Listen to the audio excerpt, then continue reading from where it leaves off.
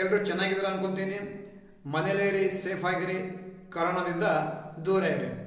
So welcome to computer online classes. So ನಿಮಗೆಲ್ರಿಗೂ ಗೊತ್ತಿರೋ ಥರ ಪ್ರತಿ ವರ್ಷ ನಮಗೆ ಹಿಂದಿನ ವರ್ಷದ ಎಲ್ಲ ಟಾಪಿಕನ್ನು ಒಟ್ಟುಗೂಡಿಸಿ over view of previous year level ಅಂತ ಟಾಪಿಕ್ ಇರುತ್ತೆ. ಸೊ ಈ ವರ್ಷ ನಿಮಗೆ ಓವರ್ ವ್ಯೂ ಆಫ್ ಲೆವೆಲ್ 4 ಅಂತ ಇದೆ. ಸೊ ಆ ಟಾಪಿಕಲ್ಲಿ ನಿಮಗೆ word processor, Microsoft Excel, presentation and computer network, internet, ಈ 5 ಅಂಶಗಳು ಮುಖ್ಯವಾಗಿ ನೀವು ಗತ ವರ್ಷದಲ್ಲಿ ನೋಡಿದ್ದೀರಾ. ಸೊ ಅವುಗಳನ್ನು ಸೂಕ್ಷ್ಮವಾಗಿ ಮತ್ತೊಂದು ಸರ್ತಿ ಮೆಲುಕು ಹಾಕೊಂಡ್ವಾ. So this is your overview of level 4. In this topic you are going to overview on word processor, spreadsheet, presentation, computer networks and internet. So 8ನೇ ತರಗತಿಯಿಂದ ನೀವು 9ನೇ ತರಗತಿಗೆ ಬಂದಾಗ ವರ್ಡ್ದ ಪರಿಚಯದಿಂದ ಮುಂದೆ ಹೊರದಿದ್ರು. ಸೊ ಅದರಲ್ಲಿ ಮೇನ್ಲಿ ಟೇಬಲ್ ಕಂಟೆಂಟನ್ನು ಆ್ಯಡ್ ಮಾಡಿದರು. Combination of row and column ಅಂದರೆ ಟೇಬಲ್. ಸೊ ಅದನ್ನು ಕಾಲಮು ಆಮೇಲೆ ರೋಸಲ್ಲಿ ಡಾಟಾನ ತೋರಿಸೋದು ನಿಮಗೆ ಟೇಬಲ್. ಸೊ ನೀವು ಇನ್ಸರ್ಟ್ ಟ್ಯಾಬಲ್ಲಿ ಟೇಬಲ್ನ ಇನ್ಸರ್ಟ್ ಮಾಡ್ಬೋದು. ಅದೇ ರೀತಿ ಮುಂದೆ ಆ ಟೇಬಲ್ ಟ್ಯಾಬಲ್ಲೇ ಲೇಔಟ್ ರಿಬ್ಬನ್ ಅಂತ ಇರುತ್ತೆ. ಆ ಲೇಔಟ್ ರಿಬ್ಬನಿಂದ ನೀವು ರೋಸ್ಗಳನ್ನು, ಕಾಲಮ್ಗಳನ್ನು ಇನ್ಸರ್ಟ್ ಮಾಡ್ಬೋದು. ಅದೇ ರೀತಿ ರೋಸ್ಗಳನ್ನು, ಕಾಲಮ್ಗಳನ್ನು ಡಿಲೀಟ್ ಕೂಡ ಮಾಡ್ಬೋದು. ಆಮೇಲೆ ಇಲ್ಲಿ ಮರ್ಜ್ ಸೆಲ್ ಅಂತ ಬರುತ್ತೆ. ಮರ್ಜ್ ಸೆಲ್ ಅಂದರೆ ನಿಮಗೆ ಒಂದಕ್ಕಿಂತ ಜಾಸ್ತಿ ಸೇಲ್ಗಳನ್ನು ಒಟ್ಟುಗೂಡಿಸಿ ಸಿಂಗಲ್ ಸೆಲ್ಲಲ್ಲಿ ಮರ್ಜ್ ಮಾಡೋದನ್ನು ಮರ್ಜ್ ಸೆಲ್ ಅಂತಾರೆ. ನೀವು ಅದನ್ನು ಕೂಡ ಲೇಔಟ್ ರಿಬ್ಬನ್ ಟ್ಯಾಬಲ್ಲೇ ಮಾಡ್ಬೋದು. ನೀವಿಲ್ಲಿ ಒರಿಜಿನಲ್ ಆಮೇಲೆ ಮರ್ಜ್ 2 ಕಾಲಮನ್ನು ಯಾವ ರೀತಿ, 2 ರೋವನ್ನು 2 ಕಾಲಮನ್ನು ಯಾವ ರೀತಿ ಮರ್ಜ್ ಮಾಡಿದ್ರೆ ಅಂತ ಚಿತ್ರದಲ್ಲಿ ನೋಡ್ತಾ ಇದ್ದೀರಾ. ಅದಾದ ನಂತರ ಆ ಸೆಲ್ಗಳನ್ನು ಫಾರ್ಮ್ಯಾಟ್ ಕೂಡ ಮಾಡ್ಬೋದು, ನೀವು ಅಲೈನ್ಮೆಂಟ್ ಕೂಡ ಮಾಡ್ಬೋದು ಅದೇ ಲೇಔಟ್ ರಿಬ್ಬನ್ ಟ್ಯಾಬಲ್ಲಿ. ಅದಾದ ನಂತರ ನಾವು ಮೈಕ್ರೋಸಾಫ್ಟ್ ವರ್ಡ್ ಡಾಕ್ಯುಮೆಂಟಲ್ಲಿ ಪಿಕ್ಚರ್ಗಳನ್ನು, ಕ್ಲಿಪಾರ್ಟ್ಗಳನ್ನು, ಸೇಪ್ಸ್ಗಳನ್ನು, ಸ್ಮಾರ್ಟ್ ಆರ್ಟ್ಗಳನ್ನು, ಚಾರ್ಟ್ಗಳನ್ನು ಕೂಡ ಇನ್ಸರ್ಟ್ ಮಾಡ್ಬೋದು. ಇವೆಲ್ಲ ನಿಮಗೆ ಇನ್ಸರ್ಟ್ ರಿಬ್ಬನ್ ಟ್ಯಾಬಲ್ಲಿ ಸಿಗ್ತವೆ. ಸೊ ನೀವು ಪಿಕ್ಚರ್ನ ಆ್ಯಡ್ ಮಾಡಬೇಕು ಅಂದರೆ ನಿಮಗೆ ನಿಮ್ಮ ಕಂಪ್ಯೂಟರ್ಲಿರುವಂಥ ಯಾವುದೇ ಪಿಕ್ಚರ್ನ ಕೂಡ ಆ್ಯಡ್ ಮಾಡ್ಬೋದು. ಕ್ಲಿಪಾರ್ಟ್ ಆ್ಯಡ್ ಮಾಡಬೇಕು ಅಂದರೆ ಅಲ್ಲಿ ಕ್ಲಿಪಾರ್ಟ್ದ ಒಂದು ಡೈರೆಕ್ಟ್ನೇ ಇರುತ್ತೆ. ಅವುಗಳಿಂದ ನೀವು ಯಾವುದೇ ಒಂದು ಕ್ಲಿಪಾರ್ಟನ್ನು ಆಯ್ಕೆ ಮಾಡಿಕೊಂಡು ನೀವು ಕ್ಲಿಪಾರ್ಟನ್ನು ಆ್ಯಡ್ ಮಾಡ್ಬೋದು.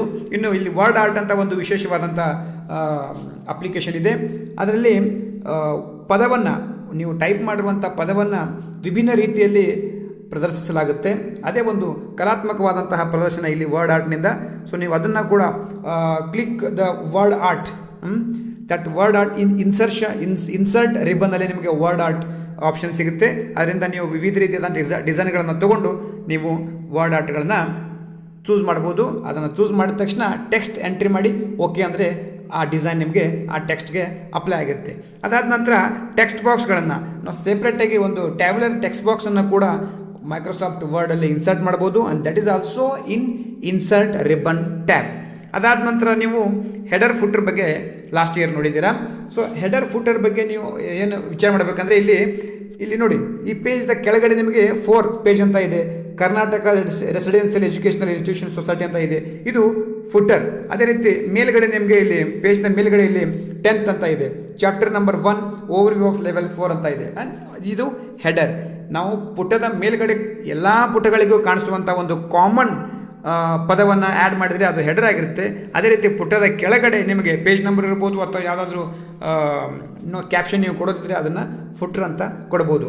ದಿಸ್ ಈಸ್ ಆಲ್ಸೋ ಇನ್ಸರ್ಟ್ ರಿಬ್ಬನ್ನಲ್ಲಿ ನಿಮಗೆ ಸಿಗುತ್ತೆ ಹೆಡರ್ ಆ್ಯಂಡ್ ಫುಟರ್. ಸೊ ನೀವು ಅಲ್ಲಿ ಇನ್ಸರ್ಟ್ ಟ್ಯಾಬಿಂದ ಹೆಡರ್ ಆ್ಯಂಡ್ ಫುಟರ್ ನೀವು ಚೂಸ್ ಮಾಡ್ಬೋದು. ಇವಿಷ್ಟು ಕೆಲವೊಂದಿಷ್ಟು ಮುಖ್ಯ ಅಂಶಗಳು ವರ್ಡ್ ಬಗ್ಗೆ. ಆಮೇಲೆ ಸ್ಪ್ರೆಡ್ಶೀಟ್ ಬಗ್ಗೆ ನಾನು ಒಂದು ಸ್ವಲ್ಪ ವೇಗವಾಗಿ ತೊಗೊತೀನಿ, ನಿಮ್ಮ ಕಾಲಹರಣ ಮಾಡೋದಿಲ್ಲ. ಯಾಕಂದರೆ ನಿಮ್ಮ ಹತ್ರ ಪುಸ್ತಕ ಇದ್ದರೆ ನೀವು ಪುಸ್ತಕ ಕೂಡ ನೋಡ್ಬೋದು. ನಾನು ಒಂದು ನಿಮಗೆ PDF ಫೈಲ್ ಕಳಿಸ್ತೀನಿ ಇದೇ ಟೆಕ್ಸ್ಟ್ದು. ಅದನ್ನು ನೀವು ಓದ್ಕೊಂಡು ನೋಟ್ಸ್ ಮಾಡಿಕೊಂಡು ಸಾಯಂಕಾಲದ ಪರೀಕ್ಷೆಗೆ ರೆಡಿ ಆಗಬೇಕು. ಸ್ಪ್ರೆಡ್ಶೀಟಲ್ಲಿ ನಿಮಗೆ ಈ ವರ್ಷ ತೊಗೊಂಡಿರೋ ಪಾಯಿಂಟು ಸಾರ್ಟಿಂಗ್ ಅಂತ ತೊಗೊಂಡಿದ್ದಾರೆ. ಸೊ ಸಾರ್ಟಿಂಗ್ ಅಂದರೆ ಇದು arrangement of a data in a given order. Sorting means arranging the data in a given order. You can sort either numeric data or character data. ನೀವು ಸಂಖ್ಯಾತ್ಮಕವಾಗಿ ಕೂಡ ಡಾಟಾನ ಅರೇಂಜ್ ಮಾಡ್ಬೋದು. ಅದೇ ರೀತಿ ಅಕ್ಷರಗಳಿಂದ ಕೂಡ ಡಾಟಾನ ಅರೇಂಜ್ ಮಾಡ್ಬೋದು. ದಟ್ ಇಸ್ ಅಸೆಂಡಿಂಗ್ ಇರಲಿ, descending ಇರಲಿ, ಆ ಥರ ಡಾಟಾಗಳನ್ನು ಸಾರ್ಟ್ ಮಾಡ್ಬೋದು. ಸೊ ಈ ಸಾರ್ಟಿಂಗ್ ಅನ್ನುವಂಥ ಆಪ್ಷನ್ ನಿಮಗೆ ಹೋಮ್ ರಿಬ್ಬನ್ನಲ್ಲಿ ಸಿಗುತ್ತೆ. ಆ ಹೋಮ್ ರಿಬ್ಬನಲ್ಲಿ ನಿಮಗೆ ಸಾರ್ಟ್ ಮತ್ತು ಫಿಲ್ಟರ್ ಅನ್ನೋ ಒಂದು ಟ್ಯಾಬ್ ಇರುತ್ತೆ. ಅದರಿಂದ ನೀವು ಡಾಟಾನ ಸೆಲೆಕ್ಟ್ ಮಾಡಿ ರೇಂಜ್ ಆಫ್ ಡಾಟಾನ ಕೊಟ್ಟರೆ ಆ ರೇಂಜಲ್ಲಿರುವಂಥ ಎಲ್ಲ ಡಾಟಾನ ನಿಮಗದು ಸಾರ್ಟ್ ಮಾಡಿ ಕೊಡುತ್ತೆ. ಅದಾದ ನಂತರ ಸ್ಪ್ರೆಡ್ಶೀಟಲ್ಲಿ ಕೂಡ ಡಾಟಾಗೆ ಅನುಗುಣವಾಗಿ ಚಾರ್ಟ್ಗಳನ್ನು ತಯಾರು ಮಾಡ್ಬೋದು. ಇದು ಚಾರ್ಟ್ಸ್ ಅಂದರೆ the graphical representation of data is called chart. Charts allow you to present information contained in the worksheet in a graphic ಫಾರ್ಮ್ಯಾಟಲ್ಲಿ. ಇವುಗಳಲ್ಲಿ ವಿವಿಧ ರೀತಿಯಾದಂಥ ಚಾರ್ಟ್ಗಳು ಬರ್ತವೆ. ಕಾಲಮ್ ಇರ್ಬೋದು, ಲೈನ್ ಇರ್ಬೋದು, ಪಾಯ್ ಇರ್ಬೋದು, ಬಾರ್ ಡಯಾಗ್ರಾಮ್ ಇರ್ಬೋದು, ಏರಿಯಾ ಇರ್ಬೋದು, ಸ್ಕ್ಯಾಟರ್ ಇರ್ಬೋದು. ಈಗ ವಿವಿಧ ರೀತಿಯಾದಂತಹ ನಿಮಗೆ ಚಾರ್ಟ್ಸ್ಗಳನ್ನು ಸಿಗ್ತವೆ. ಸೊ ಇದನ್ನು ಕೂಡ ನೀವು ಇನ್ಸರ್ಟ್ ಟ್ಯಾಬಲ್ಲಿ ಹೋಗ್ಬಿಟ್ಟು ಸೆಲೆಕ್ಟ್ ಯಾವುದೇ ಬೇಕಾದಂಥ ನೀವು ಚಾರ್ಟನ್ನು ಸೆಲೆಕ್ಟ್ ಮಾಡ್ಕೋಬೋದು. ಸೆಲೆಕ್ಟ್ ಮಾಡಿದ ತಕ್ಷಣ ನಿಮಗದು ರೇಂಜ್ ಕೇಳುತ್ತೆ. ಯಾವ ರೇಂಜಿಂದ ಎಲ್ಲಿವರೆಗೆ ನಿಮಗೆ ಡಾಟಾ ನೀವು ಸೆಲೆಕ್ಟ್ ಮಾಡ್ತೀರೋ ಆ ರೇಂಜ್ಗೆ ಅನುಗುಣವಾಗಿ ಚಾರ್ಟ್ ಅದು ತಯಾರಾಗುತ್ತೆ. ನೋಡಿ ಇಲ್ಲಿ ಒಂದು ಮಾಡಿದ್ದಾರೆ ನೋಡಿ, 6ನೇ ತರಗತಿ 7, 8, 9, 10ನೇ ತರಗತಿಯ ವಿದ್ಯಾರ್ಥಿಗಳ ಚಾರ್ಟನ್ನು ಇವರು ತಯಾರು ಮಾಡಿದ್ದಾರೆ. ಸೊ ಅದನ್ನು ನೀವು ನೋಡ್ಬೋದು. ಇಲ್ಲಿ ಡಾಟಾ ಕೂಡ ಕೊಟ್ಟಿದ್ದಾರೆ. Class 6th, 7th, 8th, 9th, 10th ಅಂತ ಇದೆ. ಸ್ಟ್ರೆಂತು 50, 44, 32, 28, 20 ಅಂತ ಇದೆ. ಆ ಡಾಟಾಗೆ ಅನುಗುಣವಾಗಿ ಇಲ್ಲಿ ಚಾರ್ಟ್ ತಯಾರಾಗುತ್ತೆ. ಇದೇ ಥರ ಚಾರ್ಟ್ ಕಾರ್ಯನಿರ್ವಹಿಸುತ್ತೆ. ಅದಾದ ನಂತರ ನೀವು ಎಕ್ಸೆಲಲ್ಲಿ ಫಂಕ್ಷನ್ ನೋಡಿದಿರ. ಅದರಲ್ಲಿ 2 ಸಂಖ್ಯೆಗಳ ಗುಣಾಕಾರಕ್ಕೋಸ್ಕರ ಪ್ರಾಡಕ್ಟ್ ಇರ್ಬೋದು, 2 ಸಂಖ್ಯೆಗಳ ಡಿವಿಷನ್ ಆದ ತಕ್ಷಣ ಬರುವಂಥ ರಿಮೈಂಡರ್, ಶೇಷವನ್ನು ಕಂಡುಹಿಡೋಕ್ಕೋಸ್ಕರ ಮಾಡ್ ಫಂಕ್ಷನ್ ಯೂಸ್ ಮಾಡ್ಬೋದು. ಆಮೇಲೆ ಒಂದು ಸಂಖ್ಯೆಯ ದಶಮಾಂಶ ಚಿಹ್ನೆಯನ್ನು ರೌಂಡ್ ಆಫ್ ಮಾಡೋದಕ್ಕೋಸ್ಕರ ರೌಂಡ್ ಅನ್ನುವಂಥ ಒಂದು ಫಂಕ್ಷನನ್ನು ಯೂಸ್ ಮಾಡ್ಬೋದು. ಸ್ಕ್ವೇರ್ ರೂಟ್, ಒಂದು ಸಂಖ್ಯೆ ಸ್ಕ್ವೇರ್ ರೂಟ್ ಹೊಡೆಯೋದಕ್ಕೋಸ್ಕರ SQRT ಅಂತ ಒಂದು ಫಂಕ್ಷನ್ ಇದೆ, ಅದನ್ನು ಯೂಸ್ ಮಾಡ್ಬೋದು. ಆಮೇಲೆ ಸಂಖ್ಯೆಯ ಫ್ಯಾಕ್ಟೋರಿಯಲನ್ನು ಕಂಡುಹಿಡೋಕ್ಕೋಸ್ಕರ ಫ್ಯಾಕ್ಟ್ ಅಂತ ಒಂದು ಫಂಕ್ಷನ್ ಇದೆ, ಅದನ್ನು ಬಳಸ್ಬೋದು. ಟುಡೇ ಅಂದರೆ ಇವತ್ತಿನ ಕರೆಂಟ್ ಡೇಟ್ ಅಂದರೆ ನಿಮಗೆ ಡಿಸ್ಪ್ಲೇ ಮಾಡುತ್ತೆ, ದಟ್ ಈಸ್ ಟುಡೇ. ಆಮೇಲೆ ಕರೆಂಟ್ ಡೇಟು ಮತ್ತು ಟೈಮು ಎರಡೂ ತೋರಿಸ್ಬೇಕು ಅಂದರೆ ನೌ ಅಂತ ಒಂದು ಫಂಕ್ಷನ್ ಇದೆ. ಆಮೇಲೆ ಒಂದು ನೀವು ಟೈಪ್ ಮಾಡಿರುವಂಥ ಅಕ್ಷರಗಳನ್ನು ಅಪ್ಪರ್ ಕೇಸ್ ಮಾಡೋದಿರಲಿ, ಲೋವರ್ ಕೇಸ್ ಮಾಡೋದಿರಲಿ, ಆ ಎರಡಕ್ಕೂ ಇಲ್ಲಿ ಅಪ್ಪರ್ ಮತ್ತು ಲೋವರ್ ಅಂತ ಫಂಕ್ಷನ್ಗಳಿದಾವೆ. ಈ ಥರ ಫಂಕ್ಷನ್ಗಳು ಪ್ರೀ ಡಿಫೈನ್ಡ್ ಫಂಕ್ಷನ್ಗಳನ್ನು ನಾವು ಮೈಕ್ರೋಸಾಫ್ಟ್ ಎಕ್ಸೆಲಲ್ಲಿ ಬಳಸ್ಬೋದು. ಅದಾದ ನಂತರ ಬರೋದು presentation. It's a very interesting topic to all my dear students. ನೀವೆಲ್ಲ ವಿದ್ಯಾರ್ಥಿಗಳಿಗೆ ಇದೊಂದು ಇಂಟ್ರೆಸ್ಟಿಂಗ್ ಆಗಿರುವಂಥ ಕಾನ್ಸೆಪ್ಟ್ ಇದೆ. ಆ presentation program is a software used to perform computer based presentations.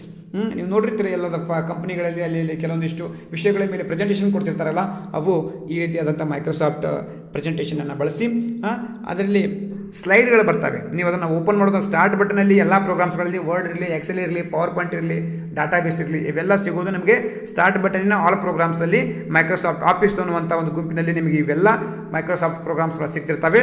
So ಇದು ಮೈಕ್ರೋಸಾಫ್ಟ್ ಪ್ರೆಸೆಂಟೇಷನ್ನ ಮೊದಲನೇ ಪುಟ. ಸೊ ಇದರಲ್ಲಿ ನೀವು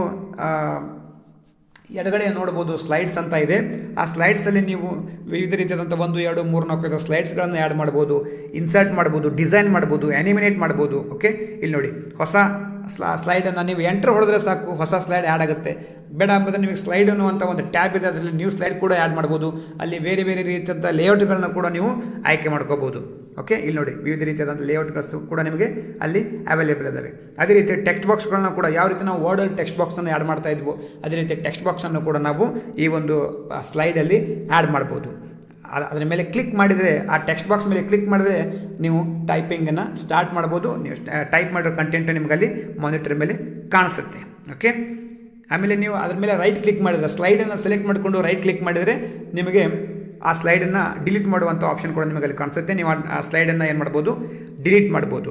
ಈಗ ಸ್ಲೈಡನ್ನು ವ್ಯೂ ಮಾಡಬೇಕು ಅಂದರೆ ನಿಮಗೆ ಇಲ್ಲಿ ಪ್ರೆಸೆಂಟೇಷನ್ ವ್ಯೂಸ್ ಅಂತ ಬರ್ತವೆ. Normal views, slider view, sorter, notes page, slide show, slide master, ಇವೆಲ್ಲ ಸಿಗ್ತವೆ. ಅಲ್ಲಿ ನಿಮಗೆ ಬೇಕಾಗಿರುವಂಥ, ನಾವು ನಾರ್ಮಲಿ ಯಾವ ಥರ ಇರಬೇಕು ಅಂದರೆ ಈ ಕಡೆ ಸ್ಲೈಡ್ಸ್ಗಳನ್ನು ಒಂದಾದ ನಂತರ ಒಂದು ಕಾಣಿಸ್ಬೇಕು. ಆಮೇಲೆ ಒಂದು ಮುಖ್ಯ ಯಾವ ಕರೆಂಟ್ ಆ್ಯಕ್ಟಿವ್ ಸ್ಲೈಡ್ ಇರುತ್ತೆ ಅದು ತುಂಬ ದೊಡ್ಡದಾಗಿ ಕಾಣಿಸುತ್ತೆ ಆ ನಾರ್ಮಲ್ ವ್ಯೂವಲ್ಲಿ. ನಿಮಗೆ ಆ ಥರ ಬೇಡ ಅಂದರೆ ಸ್ಲೈಡ್ ಶಾರ್ಟರ್ ಇರ್ಬೋದು, ನೋಟ್ಸ್ ಪೇಜ್ ಇರ್ಬೋದು, ಆ ಥರ ಸ್ಲೈಡ್ ವ್ಯೂಗಳನ್ನು ಕೂಡ ನೀವು ಆಯ್ಕೆ ಮಾಡ್ಕೋಬಹುದು. ಸೊ ನೀವು ತಯಾರು ಮಾಡಿರುವಂಥ ಪ್ರೆಸೆಂಟೇಷನನ್ನು ನೋಡಬೇಕು ಅಂದರೆ ನೀವು ಸ್ಲೈಡ್ ಶೋನಲ್ಲಿ ಕ್ಲಿಕ್ ಮಾಡಿ ಪ್ರೆಸೆಂಟೇಷನ್ ನೋಡ್ಬೋದು, ಅಥವಾ ನೀವು F5 ಪ್ರೆಸ್ ಮಾಡಿದ್ರೆ ನಿಮಗೆ ಆ ಸ್ಲೈಡ್ ಆಟೋಮೆಟಿಕಲಿ ಶೋ ಆಗುತ್ತೆ. ಓಕೆ, ಯಾವ ರೀತಿ ನಾವು ವರ್ಡಲ್ಲಿ ಕ್ಲಿಪಾರ್ಟ್ಗಳನ್ನು, ಪಿಕ್ಚರ್ಗಳನ್ನು ಇನ್ಸರ್ಟ್ ಮಾಡ್ತಿದ್ವೋ ಅದೇ ರೀತಿ ಈ ಮೈಕ್ರೋಸಾಫ್ಟ್ ಪ್ರೆಸೆಂಟೇಷನಲ್ಲಿ ಕೂಡ ನಾವು ಪಿಕ್ಚರ್ಗಳನ್ನು, ಕ್ಲಿಪಾರ್ಟ್ಗಳನ್ನು ಆ್ಯಡ್ ಮಾಡ್ಬೋದು. ನೋಡಿ, ಅದ್ರ ಜೊತೆಗೆ ಇಲ್ಲಿ ಮೂವೀಸ್ ಸೌಂಡ್ಗಳನ್ನು ಕೂಡ ನಾವು ಆ್ಯಡ್ ಮಾಡ್ಬೋದು. ಮೀಡಿಯಾ ಕ್ಲಿಪ್ಸಲ್ಲಿ ಇರ್ತವೆ. ಇವೆಲ್ಲ ನಿಮಗೆ ಇನ್ಸರ್ಟ್ ಟ್ಯಾಬಲ್ಲಿ ಸಿಗುತ್ತೆ. ಇನ್ಸರ್ಟ್ ಟ್ಯಾಬ್ನಲ್ಲಿ ನೀವು ಹೋದರೆ ಇವೆಲ್ಲ ನಿಮಗೆ ಕ್ಲಿಪಾರ್ಟು, ಮೂವೀಸು, ಸೌಂಡ್ಸು, ಆಮೇಲೆ ಪಿಕ್ಚರ್ಸು, ಇವೆಲ್ಲ ನೀವು ಆ್ಯಡ್ ಮಾಡ್ಬೋದು. ಅದಾದ ನಂತರ ಇನ್ಸರ್ಟ್ ಆದ ನಂತರ ಅದ್ರ ಬಗ್ಗೆ ಡಿಸೈನು, ಆಮೇಲೆ ಆ್ಯನಿಮೇಷನ್ ಅಂತ ಒಂದು ಕೂಡ ಟ್ಯಾಬ್ ಬರುತ್ತೆ, ರಿಬನ್ ಟ್ಯಾಬ್ ಬರುತ್ತೆ ಅಲ್ಲಿ. ಅದರಲ್ಲಿ ವಿವಿಧ ರೀತಿಯಾದಂಥ ಆ್ಯನಿಮೇಷನ್ಸ್ ಇದೆ, ಅದನ್ನು ಆ್ಯಡ್ ಮಾಡ್ಬೋದು. ಆ ಆ್ಯನಿಮೇಷನಲ್ಲಿ ನಿಮಗೆ ಟ್ರಾನ್ಸಿಷನ್ಸ್ ಎಫೆಕ್ಟ್ ಅಂತ ಇರುತ್ತೆ. ಈಗ ಸಿನಿಮಾದಲ್ಲಿ ಈ ಥರ ಸಿನಿಮಾ ಟೈಟಲ್ ಬೀಳುತ್ತೆ ಅಥವಾ ಪಾತ್ರಧಾರಿಗಳು ಬೀಳ್ತಾರಲ್ಲ, ಆ ಥರ ನಿಮಗೆ ಸ್ಲೈಡಲ್ಲಿ ಹೆಸರುಗಳನ್ನು ಪ್ರದರ್ಶನ ಮಾಡೋದಾದರೆ ಈ ಥರ ಟ್ರಾನ್ಸಿಷನ್ನಿಂದ ನೀವು ಅಲ್ಲಿ ಸ್ಲೈಡಲ್ಲಿ ಆ್ಯಡ್ ಮಾಡ್ಬೋದು. ಇಲ್ಲಿದ ನೋಡಿ ವಿವಿಧ ರೀತಿಯಾದ ಟ್ರಾನ್ಸಿಷನ್ಸ್ ಇದ್ದಾವೆ. ಸೊ ಇವುಗಳನ್ನು ನೀವು ಬಳಸಿ ವಿಭಿನ್ನವಾದಂತಹ ಎಫೆಕ್ಟನ್ನು ನೀವು ನಿಮ್ಮ ಸ್ಲೈಡ್ಗೆ ಕೊಡ್ಬೋದು. ಅವುಗಳನ್ನು ಸ್ಪೀಡ್ ಕೂಡ ಸೆಟ್ ಮಾಡ್ಬೋದು. Setting slide transition speed. ಅದಾದ ನಂತರ ಇಲ್ಲಿಗೆ ಕಂಪ್ಯೂಟರ್ ಮೈಕ್ರೋಸಾಫ್ಟ್ ಪ್ರೆಸೆಂಟೇಷನ್ ಕಂಪ್ಲೀಟ್ ಆಗುತ್ತೆ. ಸೊ ನಂತರ ಸಿಗೋದು ನಿಮಗೆ computer network. A computer network consist of 2 or more computers that are linked in order to share resources, exchange file, or allow electronic communications. The computers on a network may be linked through cable, telephone line, radio waves, satellite and infrared light. Okay, ನಿಮ್ಗೆ ಇದೆಲ್ಲ ಗೊತ್ತಿರುವಂಥ ವಿಚಾರ. ಅದಕ್ಕೋಸ್ಕರ ನಾನು ಫಾಸ್ಟಾಗಿ move ಆಗ್ತಾ ಇದ್ದೀನಿ. ಒಂದು ಗಣಕಯಂತ್ರದಿಂದ ಮತ್ತೊಂದು ಗಣಕಯಂತ್ರಕ್ಕೆ ಮಾಹಿತಿಯನ್ನು ಹಸ್ತಾಂತರ ಮಾಡೋದಕ್ಕೋಸ್ಕರ ನಾವು ಗಣಕಯಂತ್ರಗಳನ್ನು ಜೋಡಣೆ ಮಾಡ್ತೀವಿ. ಆ ಥರ ಜೋಡಿಸಿದಂಥ ಗಣಕಯಂತ್ರಗಳ ಗುಂಪುಗಳಿಗೇ ಏನಂತ ಕರಿತೀವಿ, ಕಂಪ್ಯೂಟರ್ ನೆಟ್ವರ್ಕ್ ಅಂತ ಕರಿತೀವಿ. ನಾವು ಕಂಪ್ಯೂಟರ್ಗಳನ್ನು ಕೇಬಲ್ಗಳಿಂದ ಜೋಡಿಸ್ಬೋದು, ಟೆಲಿಫೋನ್ ಲೈನ್ಗಳಿಂದ ಜೋಡಿಸ್ಬೋದು, ಅಥವಾ ರೇಡಿಯೋ ವೇವ್ಸ್ಗಳಿಂದ ಜೋಡಿಸ್ಬೋದು, ಅಥವಾ ಸ್ಯಾಟಲೈಟ್ಗಳಿಂದ ಜೋಡಿಸ್ಬೋದು. ಇನ್ಫ್ರಾರೆಡ್ ಲೈಟ್ಗಳಿಂದ ಕೂಡ ಕಂಪ್ಯೂಟರ್ಗಳನ್ನು ಒಂದೊಂದು ಜೋಡಿಸ್ಬೋದು. ವಿವಿಧ ರೀತಿಯಾದಂಥ ಕಂಪ್ಯೂಟರ್ಗಳಿದ್ದಾವೆ, ಕಂಪ್ಯೂಟರ್ ನೆಟ್ವರ್ಕ್ಸ್ಗಳಿದ್ದಾವೆ. ಇಲ್ಲಿ ಲ್ಯಾನು, ವ್ಯಾನು, ಮ್ಯಾನ್ ಅಂತ. ಲ್ಯಾನ್ ಅಂದರೆ ಲೋಕಲ್ ಏರಿಯಾ ನೆಟ್ವರ್ಕು, ಮ್ಯಾನ್ ಅಂದರೆ metropolitan area network, and wide ಅಂದರೆ ವೈಡ್ ಏರಿಯಾ ನೆಟ್ವರ್ಕ್, ವ್ಯಾನ್ ಅಂದರೆ ವೈಡ್ ಏರಿಯಾ ನೆಟ್ವರ್ಕ್. ಯಾವ ರೀತಿ ಲ್ಯಾನಿಂದ ಮ್ಯಾನಿಂದ ವ್ಯಾನ್ಗೆ ನೆಟ್ವರ್ಕಿಂದ ನೆಟ್ವರ್ಕಿಗೆ ಅದರ ವಿಸ್ತಾರ ಜಾಸ್ತಿ ಆಗುತ್ತಾ ಹೋಗುತ್ತೆ. ಡಾಟಾ ಟ್ರಾನ್ಸ್ಫರ್ ರೇಟ್ ಜಾಸ್ತಿ ಆಗುತ್ತಾ ಹೋಗುತ್ತೆ. ಅವುಗಳ ಜಿಯೋಗ್ರಾಫಿಕಲ್ ಏರಿಯಾ ಏನಾಗುತ್ತಾ ಹೋಗುತ್ತೆ, ಅಲ್ಲಿ ಜಾಸ್ತಿ ಆಗುತ್ತಾ ಹೋಗುತ್ತೆ. Okay, and this is about computer network types. And then next one is client and server. ಈಗ ಕಂಪ್ಯೂಟರ್ ನೆಟ್ವರ್ಕಲ್ಲಿ ಒಬ್ಬರು ಕ್ಲೈಂಟಾಗಿ ಕೆಲಸ ಮಾಡ್ತಾರೆ, ಇನ್ನೊಬ್ಬರು ಸರ್ವರಾಗಿ ಕೆಲಸ ಮಾಡ್ತಾರೆ. ಸೊ ಯಾವುದೋ ಒಂದು ಕಂಪ್ಯೂಟರ್ ನೆಟ್ವರ್ಕನ್ನು ಮೇಂಟೈನ್ ಮಾಡೋದಕ್ಕೋಸ್ಕರ ಒಬ್ಬರು ಸರ್ವರ್ ಕಂಪ್ಯೂಟರ್ ಇದ್ದೇ ಇರುತ್ತೆ. ಆ ಸರ್ವರಿಂದ ಎಲ್ಲ ಕ್ಲೈಂಟ್ಗಳಿಗೆ information, data to and fro ಹೋಗ್ತಾ ಇರುತ್ತೆ. ಸೊ ಡಾಟಾ ಮೇಂಟೆನೆನ್ಸ್ಗೋಸ್ಕರ ಇಲ್ಲಿ ಸರ್ವರ್ ಇದ್ದೇ ಇರ್ತಾನೆ. ಹಿ ಈಸ್ ದ ಮಾಲೀಕ, ಆ ಒಂದು ನೆಟ್ವರ್ಕ್ನ ಮಾಲೀಕನಾಗಿ ಸರ್ವರ್ ಕೆಲಸ ಮಾಡುತ್ತೆ. ಇಲ್ಲಿ client, computers are the client ಅಂದರೆ ಯಾವ ಕಂಪ್ಯೂಟರ್ಗಳು ನೆಟ್ವರ್ಕಲ್ಲಿ ಇರ್ತಾವಲ್ಲ, ಎಂಡ್ ಕಂಪ್ಯೂಟರ್ಗಳು, ಅವುಗಳನ್ನ ಕ್ಲೈಂಟ್ ಅಂತ ಕರಿತೀವಿ. Computers that people use for their work, like accessing the internet ಇರಲಿ, ಕಮ್ಯುನಿಕೇಷನ್ ಇರಲಿ, ಅದಕ್ಕೋಸ್ಕರ ಏನು ಕಂಪ್ಯೂಟರ್ಗಳನ್ನ ಬಳಸ್ತೀವಿ ಅವುಗಳನ್ನ ಕ್ಲೈಂಟ್ ಅಂತ ಕರೆದ್ರೆ, ಸರ್ವರ್ ಅಂದರೆ ಸರ್ವಿಸ್ ಪ್ರೊವೈಡರ್ ಆಗಿರ್ತಾನೆ. Server are built to be reliable. They are much more expensive than clients. ಸರಿನಾ? ಅದಾದ ನಂತರ ಬರೋದು ಅಂತರ್ಜಾಲ, internet. Network of a network ಅಂದರೆ internet. Interconnection of all network ಅಂದರೆ internet. Okay, so the internet is the combined collection of a many interconnected computer networks around the world. ಜಗತ್ತಿನ ಎಲ್ಲ ಗಣಕಯಂತ್ರಗಳನ್ನು ಒಂದಕ್ಕೊಂದು ಜೋಡಿಸೋದು, ಜಗತ್ತಿನ ಎಲ್ಲ ಗಣಕಯಂತ್ರದ ನೆಟ್ವರ್ಕ್ಗಳನ್ನು ಒಂದಕ್ಕೊಂದು ಜೋಡಿಸೋದು ಅಂದರೆ ಇಂಟರ್ನೆಟ್. ಸೊ ಈಗ ನೀವು ಇಂಟರ್ನೆಟ್ ಬ್ರೌಸ್ ಮಾಡೋದು, ನೀವೆಲ್ಲರೂ ಇಂಟರ್ನೆಟ್ ಬ್ರೌಸ್ ಮಾಡ್ತೀರಾ. ಎಲ್ಲ ವಿದ್ಯಾರ್ಥಿಗಳು ಮನೆಯಲ್ಲಿ ತಮ್ಮ ಮೊಬೈಲಿಂದ ಇಂಟರ್ನೆಟನ್ನು ಬ್ರೌಸ್ ಮಾಡ್ತೀರಾ. ನೀವು ತಿಳಿದೇನೋ ಈ ಇಂಟರ್ನೆಟ್ನ ಎಲ್ಲ ಆಪ್ಷನ್ಗಳನ್ನು ನೀವು ನೋಡಿರ್ತೀರ. ಅದರಲ್ಲಿ ಮುಖ್ಯವಾಗಿ ನೀವು ಗೂಗಲ್ ಕ್ರೋಮ್ ಇರ್ಬೋದು, ಅಥವಾ ಫೈರ್ ಬಾಕ್ಸ್ ಇರ್ಬೋದು, ಅಥವಾ ಇಂಟರ್ನೆಟ್ ಎಕ್ಸ್ಪ್ಲೋರರ್ ಇರ್ಬೋದು. ಅವೆಲ್ಲ ನಾವು ಬ್ರೌಸರ್ ಅಂತ ಕರೀತಾರೆ. Browser information on a website is accessed by using the internet application called browser. ಯಾವ ಒಂದು ಇಂಟರ್ನೆಟ್ ಅಪ್ಲಿಕೇಶನಿಂದ ನೀವು ಇಂಟರ್ನೆಟ್ ಜಗತ್ತಿಗೆ ಪ್ರವೇಶವನ್ನು ಪಡಿತೀರೋ ಅದಕ್ಕೆ ಬ್ರೌಸರ್ ಅಂತ ಕರಿತೀವಿ. ಒಳಗೆ ಹೋದ ತಕ್ಷಣ ನಿಮಗೆ ಜಾಲತಾಣಗಳ ಪುಟಗಳನ್ನು ನೋಡಬೇಕು ಅಂದರೆ ನಿಮಗೆ ಅದರ ಜಾಲತಾಣದ ಅಡ್ರೆಸ್ಸನ್ನು ಹಾಕಬೇಕು. ಅದು ಸ್ಟಾರ್ಟ್ ಆಗೋದು www ಇಂದ. www ಅಂದರೆ ವರ್ಲ್ಡ್ ವೈಡ್ ವೆಬ್. ಓಕೆ, ಈ ವೆಬ್ಬಲ್ಲಿ ಮಿಲಿಯನ್ ಆಫ್ ಪೇಜಸ್ ಆಫ್ ಇನ್ಫಾರ್ಮೇಷನ್ಗಳನ್ನು ಕಲೆಕ್ಷನ್ ಮಾಡಿ ಇಟ್ಟಿರ್ತಾರೆ. ಅದಾದ ನಂತರ ಜಾಲತಾಣಕ್ಕೆ ಈ ಗಣಕಯಂತ್ರದ ಇಂಟರ್ನೆಟ್ನ ಭಾಷೆಯಲ್ಲಿ ವೆಬ್ಸೈಟ್ ಅಂತ ಕರೀತಾರೆ. ದ ಲೊಕೇಶನ್, ಆ ಲೊಕೇಶನಲ್ಲಿ ಆ ಸರ್ವರಲ್ಲಿ ನಿಮಗೆ ಬೇಕಾಗಿರುವಂಥ ಇನ್ಫಾರ್ಮೇಷನ್ ಸಿಗುತ್ತೆ. ಆ ಸರ್ವರ್ನ ವಿಳಾಸಕ್ಕೆ ಜಾಲತಾಣದ ವಿಳಾಸ ಅಂತ ಕರೀತಾರೆ. ದಟ್ ಈಸ್ ವೆಬ್ಸೈಟ್ ಅಂತ ಕರೀತಾರೆ. Okay, so the location where the information is available on the web is called website. Okay, ಆ ವೆಬ್ಸೈಟಲ್ಲಿ ನಿಮ್ಗೆ ಹಲವಾರು ವೆಬ್ ಪೇಜಸ್ಗಳನ್ನು ಅಳವಡಿಸಿರ್ತಾರೆ ನಿಮಗೆ ಬೇಕಾಗಿರುವಂಥ ಮಾಹಿತಿಗೆ ಅನುಗುಣವಾಗಿ. The documents available on www are known as web pages. www ವೆಬ್ ಸೈಟಲ್ಲಿ ನಿಮಗೆ ಅವೈಲೇಬಲ್ ಇರುವಂಥ ಡಾಕ್ಯುಮೆಂಟ್ಗಳಿಗೆ ವೆಬ್ ಪೇಜಸ್ ಅಂತ ಕರೀತಾರೆ. ಅದಾದ ನಂತರ HTTP hypertext transfer protocol. ಯಾವ ರೀತಿಯಾಗಿ ನಾವು ಡಾಟಾ ಟ್ರಾನ್ಸ್ಫರ್ ಮಾಡಬೇಕು ಅದಕ್ಕೊಂದು ರೂಲ್ಸು ರೆಗ್ಯುಲೇಷನ್ಸ್ ಅಂತ ಇರುತ್ತೆ.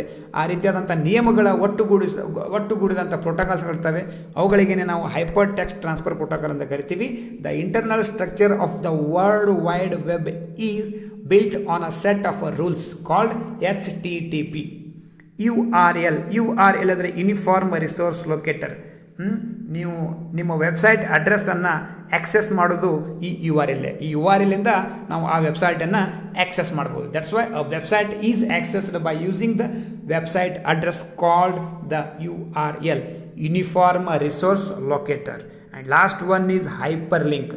ಒಂದು ಪುಟದಿಂದ ಇನ್ನೊಂದು ಪುಟಕ್ಕೆ ನಾವು ಮಾಹಿತಿ ಹೋಗಬೇಕು ಅಂದರೆ ಆ ಲಿಂಕನ್ನು ಕ್ಲಿಕ್ ಮಾಡಬೇಕು. ಈಗ ನೀವು ನಾಳೆ ಫಾರ್ ಎಕ್ಸಾಂಪಲ್ SSLC ಎಕ್ಸಾಮ್ ಆದ ನಂತರ ರಿಸಲ್ಟ್ ನೋಡ್ತಾ ಇರ್ತಾರೆ.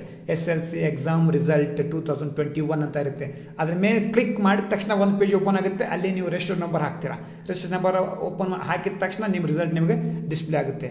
ಅಲ್ಲಿ ಕ್ಲಿಕ್ ಮಾಡುವಂಥ ಆ ಒಂದು ಲಿಂಕ್ಗಳಿಗೆ ಹೈಪರ್ ಲಿಂಕ್ ಅಂತ ಕರೀತಾರೆ. ಆ hyperlink is a mechanism by which a web page is link to another related web page. Okay, ಇದಕ್ಕೆ ಹೈಪರ್ ಲಿಂಕ್ ಅಂತ ಕರೀತಾರೆ. ಸೊ ಇಂಟರ್ನೆಟನ್ನು ಜಾಸ್ತಿ ಬಳಸೋದು ಇನ್ಫಾರ್ಮೇಷನ್ ಸರ್ಚ್ ಮಾಡೋದಕ್ಕೋಸ್ಕರ. A web search engine is a website that helps you search for any information on the world wide web. ಅಂತರ್ಜಾಲದಲ್ಲಿ ನೀವು ಯಾವುದೇ ಇನ್ಫಾರ್ಮೇಷನನ್ನು ಪಡ್ಕೋಬೋದು. ಈ ಇನ್ಫಾರ್ಮೇಷನ್ ಸಿಗೋದಿಲ್ಲ ಅಂತ ಇಲ್ಲ, ಎಲ್ಲ ಥರದ ಇನ್ಫಾರ್ಮೇಷನ್ ನಿಮಗೆ ಸಿಗುತ್ತೆ. The search results R usually presented as a list of links. ಅಲ್ಲಿ ಲಿಂಕ್ಸ್ಗಳಿರ್ತವೆ. ನೀವು ಸರ್ಚ್ ಮಾಡಿದ ತಕ್ಷಣ ನಿಮಗೆ ವಿವಿಧ ರೀತಿಯಾದಂಥ ಲಿಂಕ್ಸ್ಗಳು ಓಪನ್ ಆಗ್ತವೆ. ಆ ಲಿಂಕ್ಸ್ ಮೇಲೆ ಕ್ಲಿಕ್ ಮಾಡಿದ ತಕ್ಷಣ ನಿಮಗೆ ಬೇಕಾದಂಥ ಮಾಹಿತಿಯಲ್ಲಿ ನಿಮಗೆ ಡಿಸ್ಪ್ಲೇ ಆಗುತ್ತೆ. The links May point to text. ಆ ಲಿಂಕ್ಸು ನಿಮ್ಮನ್ನು ಕೆಲವೊಂದಿಷ್ಟು ಟೆಕ್ಸ್ಟ್ಗೆ ಒಯ್ಬೋದು, ಇಮೇಜ್ ಒಯ್ಬೋದು, ಆಡಿಯೋ ಇರ್ಬೋದು, ವಿಡಿಯೋ ಇರ್ಬೋದು. ಈ ಎಲ್ಲ ರೀತಿಯಾದಂಥ ಮಾಹಿತಿಯನ್ನು ನೀವು ಇನ್ಫಾರ್ಮೇಷನನ್ನು ಇಂಟರ್ನೆಟ್ಟಲ್ಲಿ ಸರ್ಚ್ ಮಾಡ್ಬೋದು. ಓಕೆ, ಅದಾದ ನಂತರ ಬರೋದು ಇಲೆಕ್ಟ್ರಾನಿಕ್ ಮೇಲ್. ಸೊ ಇಲೆಕ್ಟ್ರಾನಿಕ್ ಮೇಲ್ ಅಂದರೆ ನೀವು ಸ್ನೇಲ್ ಮೇಲ್ ನೋಡಿರ್ತೀರ. ನೀವು ಮನೆಯಿಂದ ನಿಮ್ಮ ನೆಂಟರಿಗೆ ಅವರಿಗೆ ಆವಾಗ ಮೇಲ್ ಪತ್ರಗಳನ್ನು ಕಳಿಸ್ತಾ ಇದ್ದರು. ಆ ಪತ್ರಗಳು ಹೋಗಿ ಮುಟ್ಟೋಕ್ಕೋಸ್ಕರ ಲೇಟ್ ಆಗ್ತಾಯಿತ್ತು. ಆದರೆ ಈ ಇಮೇಲ್ ಹಾಗಲ್ಲ, ಕ್ಷಣಾರ್ಧದಲ್ಲಿ ನಿಮ್ಮ ಮಾಹಿತಿಯನ್ನು ನೀವು ಯಾರಿಗೆ ಕಳಿಸ್ತಾ ಇರ್ತೀರೋ ಅವರ ವಿಳಾಸಕ್ಕೆ ಹೋಗಿ ತಲುಪುತ್ತೆ. So electronic mail is one of the most commonly used service on the internet, allowing people to send message to one or more recipient. ಒಬ್ಬರಿಂದ ಜಾಸ್ತಿ ಎಷ್ಟೇ ಜನರಿಗೂ ನೀವು ಇಮೇಲನ್ನು ಕಳಿಸ್ಬೋದು. ಯಾಕೆ ಇಮೇಲನ್ನು ಬಳಸಬೇಕು? The operating principle behind the email is relatively simple, which has quickly made it the most popular service used on the internet. As with traditional postal service. ನೋಡಿ, ಸಾಂಪ್ರದಾಯಿಕ ಅಂಚೆ ಸೇವೆಗಳಿಂದ ನಿಮಗೆ ಸಮಯ ಉಳಿತಿಲ್ಲ. For your message to reach your recipient, all you need to know is their address. ಅವರ ವಿಳಾಸ ಗೊತ್ತಿರಬೇಕು, ಪಿನ್ ಕೋಡ್ ಗೊತ್ತಿರಬೇಕು, ಅವ್ರ ಮನೆ ವಿಳಾಸ ಗೊತ್ತಿರಬೇಕು, ಊರು, ತಾಲೂಕು, ಜಿಲ್ಲೆ ಇದೆಲ್ಲ ಗೊತ್ತಿರಬೇಕು. ಇಲ್ಲಿ ಒಂದು ಸಿಂಗಲ್ ಲೈನಲ್ಲಿ ಇಮೇಲ್ ಅಡ್ರೆಸ್ ಇದ್ದರೆ ಆ ಇಮೇಲ್ ಅಡ್ರೆಸ್ ಟೈಪ್ ಮಾಡಿದರೆ ಸಾಕು, ಅವರಿಗೆ ಒಂದು ಕ್ಷಣಾರ್ಧದಲ್ಲಿ ಅವರಿಗೆ ನಿಮ್ಮ ಮಾಹಿತಿ ಹೋಗಿ ಮುಟ್ಟುತ್ತೆ. It's two main advantage over paper mail are the speed at which the mail is sent and the lower cost. ಕಡಿಮೆ ಬೆಲೆಯಲ್ಲಿ ಮತ್ತು ಕಡಿಮೆ ಸಮಯದಲ್ಲಿ ನೀವು ಈ ಒಂದು ಇಮೇಲನ್ನು ಕಳಿಸ್ಬೋದಾಗಿದೆ. ಸೊ ಅದಕ್ಕೋಸ್ಕರ ನಿಮಗೆ ನೀವು ಯಾರಿಗೆ ಕಳಿಸ್ಬೇಕು ಅವ್ರ ಇಮೇಲ್ ಅಡ್ರೆಸ್ ನಿಮ್ಮ ಹತ್ರ ಇರಬೇಕು. ಸೊ ಈ ಇಮೇಲ್ ಅಡ್ರೆಸ್ಸಲ್ಲಿ ಎರಡು ಭಾಗಗಳು ಬರ್ತವೆ. ಒಂದು ಯೂಸರ್ ನೇಮು, ಆಮೇಲೆ ಡೊಮೇನು. ಅದನ್ನು ಇಂದ ಡಿಫ್ರೆನ್ಸಿಯೇಟ್ ಮಾಡ್ತಾರೆ. Okay, email address are two string separated by character @ okay, the right hand part described the domain name involved. The left hand part refers to the user who belongs to that domain. ಅದನ್ನು ಯಾರು ಬಳಸ್ತಾರೆ, ಯಾರ ವಿಳಾಸಕ್ಕೋಸ್ಕರ ಅದು ಹೋಗಬೇಕು, ಅದನ್ನು ನಿಮಗೆ display ಮಾಡುತ್ತೆ. ಈ ಇಮೇಲ್ ಅಡ್ರೆಸ್ಸು ಸುಮಾರು 255 ಕ್ಯಾರೆಕ್ಟರ್ದಷ್ಟು ಲಾಂಗ್ ಇರ್ಬೋದು.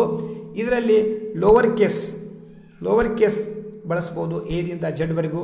ಡಿಜಿಟ್ಗಳನ್ನು ಬಳಸ್ಬೋದು, ಕ್ಯಾರೆಕ್ಟರ್ಗಳನ್ನು ಫುಲ್ ಸ್ಟಾಪು, ಅಂಡರ್ಸ್ಕೋರು, ಡ್ಯಾಶ್, ಹೈಪನ್ನು, ಈ ಥರ ಕ್ಯಾರೆಕ್ಟರ್ಗಳನ್ನು ನೀವು ಬಳಸ್ಬೋದು. ನೋಡಿ, ಈ ಥರ first name dot last name @provider.domain ಈ ಥರ. ಫಾರ್ ಎಕ್ಸಾಂಪಲ್ ನಿಮ್ಮ ಹೆಸರು, ಆಮೇಲೆ ಯಾರು ಜಿಮೇಲು, ಆಮೇಲೆ .com .in ಈ ಥರ ಅವುಗಳ ಡೊಮೇನ್ ನೇಮಿಂದ ನೀವು ಆ ಇಮೇಲ್ ಅಡ್ರೆಸ್ಸನ್ನು ತಯಾರು ಮಾಡ್ತೀರಾ. How to send email. So ನಾವು ಇಮೇಲನ್ನು ಓಪನ್ ಮಾಡಬೇಕು ಅಂದರೆ ಫಸ್ಟ್ ಆಫ್ ಆಲ್ ಜಿಮೇಲ್ಗೆ ಹೋಗಬೇಕು, ಅಥವಾ whatever it may be, Rediffmail ಇರ್ಬೋದು, ಹಾಟ್ಮೇಲ್ ಇರ್ಬೋದು, ಅವುಗಳ ವೆಬ್ಸೈಟನ್ನು ಓಪನ್ ಮಾಡಬೇಕು. ಅಲ್ಲಿ ಓಪನ್ ಮಾಡಿದ ತಕ್ಷಣ ಕಾಂಪೋಸ್ ಬಟನ್ ಅಂತ ಇರುತ್ತೆ, ಅಥವಾ ರೈಟ್ ಮೇಲ್ ಅಂತ ಇರುತ್ತೆ, ರೈಟ್ ಅಂತ ಇರುತ್ತೆ, ಕಾಂಪೋಸ್ ಅಂತ ಇರುತ್ತೆ. ನೀವು ಅದ್ರ ಮೇಲೆ ಕ್ಲಿಕ್ ಮಾಡಿದ ತಕ್ಷಣ ನಿಮಗೆ ಈ ಥರ ಒಂದು ಇದನ್ನು ಡಿಸ್ಪ್ಲೇ ಓಪನ್ ಆಗುತ್ತೆ. ಇಲ್ಲಿ ಕಾಂಪೋಸ್ ಅಂತ ಇದೆ ನೋಡಿ, ಇಲ್ಲಿ ನಾವು ಅಡ್ರೆಸ್ ಆ್ಯಡ್ ಮಾಡ್ಬೋದು. ಟು ಯಾರಿಗೆ ಕಳಿಸ್ಬೇಕು, ಕಾರ್ಬನ್ ಕಾಪಿ ಅಂದರೆ ಇದೇ ಕಾಪಿಯನ್ನು ಮತ್ತೆ ಬೇರೆ ಬೇರೆ ಯಾರಿಗೂ ಕಳಿಸ್ಬೇಕಾ, ಬ್ಲೈಂಡ್ ಕಾರ್ಬನ್ ಕಾಪಿ ಅಂದರೆ ಇದೇ ಕಾಪಿನ ಮತ್ತೊಬ್ಬರು ಕಳಿಸ್ಬೋದು, ಆದರೆ ಯಾರಿಗೆ ಕಳಿಸಿದ್ರಂತ ಅವ್ರು ನೋಡೋಕ್ಕಾಗಲ್ಲ. ಸೊ ಇದು BCC. ನೀವು ಸಬ್ಜೆಕ್ಟ್ ಆ್ಯಡ್ ಮಾಡ್ಬೋದು, ಮೆಸೇಜ್ ಬಾಕ್ಸಲ್ಲಿ ನೀವು ಏನು ಟೈಪ್ ಮಾಡ್ತೀರೋ ಮೆಸೇಜ್ ಕೂಡ ಮಾಡ್ಬೋದು. ಈ ಥರ ಟೈಪ್ ಮಾಡಿ ಕಳಿಸಿದರೆ ಅದು ಇನ್ಫಾರ್ಮೇಷನ್ ಅವರಿಗೆ ಸೆಂಡ್ ಆಗಿರುತ್ತೆ. And all this is about topic number 1 overview of level 4. So ನೀವು ಒಂದು ಸಾರ್ತಿ ಇದನ್ನು ನೀವು ನೋಡಿ, ಪುಸ್ತಕ ಎದುರೆ ಓದಿ, ನಾನು PDF ಫೈಲನ್ನು ಕಳಿಸ್ತೀನಿ, ಎಲ್ಲರೂ ಒಂದು ಸಾರ್ತಿ ನೋಡಿ ಓದಿ ಸಾಯಂಕಾಲ ಕೇಳುವಂಥ ಪ್ರಶ್ನೆಗೆ ಉತ್ತರ ಕೊಟ್ಟು ಈ ಟಾಪಿಕ್ಗೆ ವಿದಾಯ ಹೇಳಿ. Thank you.